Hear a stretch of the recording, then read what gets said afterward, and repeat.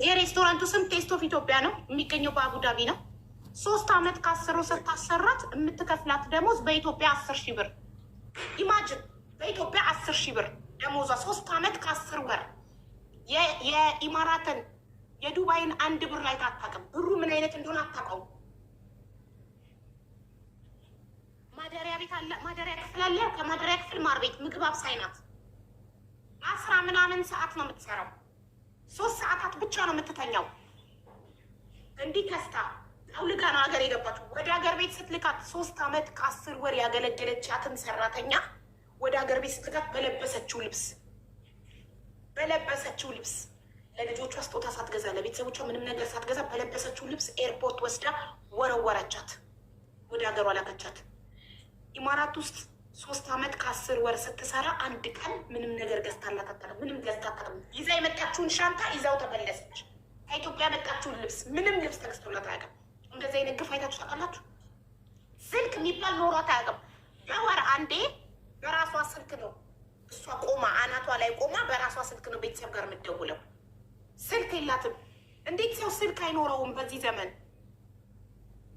ስልክ የሌለው ሰው አደጋ ቢደርስበት እንዴት ፖሊስ ጋር ይደውላል? ይቺ ልጅ አደጋ ቢደርስባት ብትበደል ግፍ ቢፈጸምባት እንዴት ፖሊስ ጋር ትደውላለች? ስልክ ሳይኖራት። ስልክ የላትም። 3 ዓመት ከ10 ወር ስታሰራት ስልክ አልሰጠቻትም።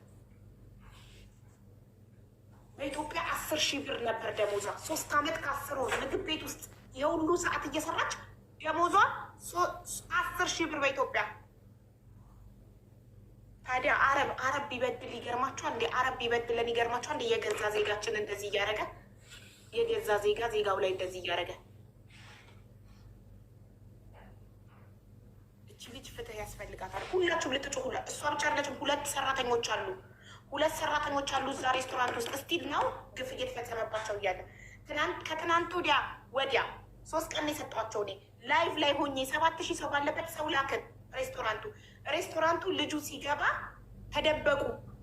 እኛ ደግሞ በህጉ መሰረት አንድ ሰው ሬስቶራንት ውስጥ እንጂ ውስጥ መግባት አትችሉም፣ ኪችን መግባት አትችሉም። ህጉ አይፈቅድላችሁም። ሬስቶራንት ግን ፐብሊክ ኤሪያ ነው። ማንም ሰው መሄድ ይችላል። ማንም ሰው ከስተመር ሆኜ ገብቼ ሴት ማናጀራችሁን ጥሩልኝ ማለት ይችላለሁ። ራይት ሄደ ልጁ ገባ። የሆነ ህንድን ላይቫችንን እየተከታተሉ ስለነበር የሆነ ህንድ ነው የመጣው። የሆነ ህንድ አቁመው ነው የሄዱት። ህንዱን የዚህ ሬስቶራንት ባለቤት ማን ነው ስሟ ስለው ሰማሃር እሺ ጥራልኝ እላለሁ። አሁን ለፓኪስታኒ ተሸጧል። አሁን የፓኪስታን ሬስቶራንት ሆኗል አለ።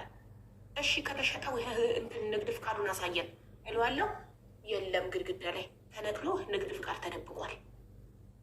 ስለዚህ እዛ ሬስቶራንት ሄዳችሁ አቡዳቢ ቴስት ኦፍ ኢትዮጵያ የሚል ሬስቶራንት ገብታችሁ የምትበሉ ሰዎች የዚችንና የ2 ሰራተኞች ደምና ላብ ነው የምትበሉት። ይህንን እንድታውቁ። የእነዚህ ሰራተኞች ደምና ላብ ነው እናንተ ያልገዛ ምግብ ላይ የምትመገቡት። የእነሱ ደም ተንጠፋጥፎ የእነሱ ላብ ተንጠፋጥፎ ነው የምትበሉት እዛ ምግብ ላይ። በኢማራት ህግ ተሰልቶ ደሞዟ ሊከፈላት ይገባል። የተከፈላት በኢማራት 250 ድርሃም ነው። ስለዚህ 1,000 ድርሃም ይቀራታል። 1,000 ድርሃም በትንሹ ደሞዝ ያስተናጋጅ ደሞዝ 1,250 ድርሃም ነው። ስለዚህ 250 ድርሃም ነበር ሲከፈላት የነበረው 1,000 ድርሃም። 1,000 ድርሃምን ሲባዛ በ3 ዓመት ከ10 ወር አስሉትና ኮመንት ላይ ስንት እንደሚሆን በድርሃም ጻፉልኝ። ያ ገንዘብ ሊከፈላት ይገባል ለዚች ምስኪን። እሷ ብቻ አይደለችም፣ 2 ሰራተኞች ሊከፈላቸው ይገባል። ልንጮህ ይገባል ለእነዚህ ምስኪኖች።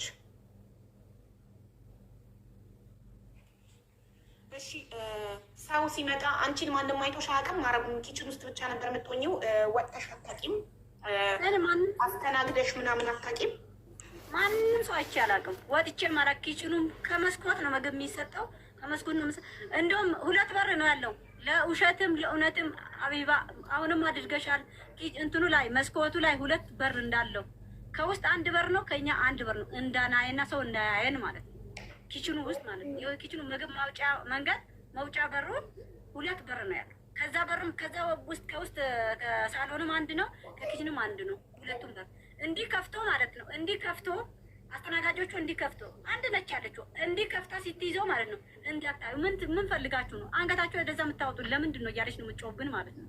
እንደው ለዛው እንደው ለእውነት ለውሸትም አሁን ቤተክርስቲያን ሄደሽ አታውቂም? ቤተክርስቲያን ሄደሽ አታውቂም? ኧረ በስላሴ ስም እኔ አንድ ቀን ቤተክርስቲያን ተይና ውጭ ወጥቼ አላውቅም። የምን ቤተክርስቲያን ነው? ኧረ እግዚአብሔር ወይ ድርሃም ትክክል 46,000 ድርሃም ሊከፈላት ይገባል። 46 የ3 ዓመት ከ10 ወር ደሞዟ 46,000 ድርሃም ሬስቶራንቱ ሊከፍላት ይገባል። እችነታቸው እሺ አንቺ ምንም አበሻ አግኝተሽ አታውቂም? እየደረሰብሽ ያለውን ችግር ልትነግሪ ምንም አይነት ሰው አግኝተሽ አታውቂም? ያው ስልክ የተከለከልሽው ስልክ ያልሰጠችሽ በስልክ ሰው እንዳትተዋወቂ በፌስቡክ በቲክቶክ ሰው ተዋውቀሽ የምትከፍለሽ 10,000 ብር እንደሆነ ስትናገሪ እንዳይሰቡ ሰው እንዳይመክርሽ ሰው እንዳይሰማ ነው። ገባሽ? እሺ ግን አንቺ በምንም አጋጣሚ ሰው አግኝተሽ ለመናገር የደረሰብሽን ነገር እዛው እያለሽ አልሞከርሽም? ማንም ሰው አገኘው ሰው የለም። ማንም አላገኝም። ኪችኑ ቦታ ሬስቶራንቱ ቦታ ያለውን አይተሻል? እንትን አለ አይደለ? አበባ ምናምኖች አሉ አይደለ? ከዛ ከአበባዎች ጀርባ ነው ያለው። ትንሽዬ መንገድ ነው ያለችው። እንዲህ ጥፍ ብለሽ ነው ሽንት ቤት የምትሄጂው ነው። ከዛም ዞረሽ በዛ ደቂቃም ሰዓትም አንድም ሰውም ድንገትም አግኝቼም አውርቼም አላውቅም። ማንም ሰው አስቤም አውርቼም አላውቅም። አያገኘቱም ሰው የለም። ተመልከቱ የተሰራባትን ግፍ 3 ዓመት ከ10 ወር። ሁላችሁም ድምፃችን እንዲሰማ እቺ እህታችን ፍትህ እንድታገኝ የሰራሁትን ቪዲዮ የሬስቶራንቷን ባለቤት ስሟ ሰማሃር ይባላል። ፎቶ አለጥፌ ቪዲዮ ሰርቻለሁ።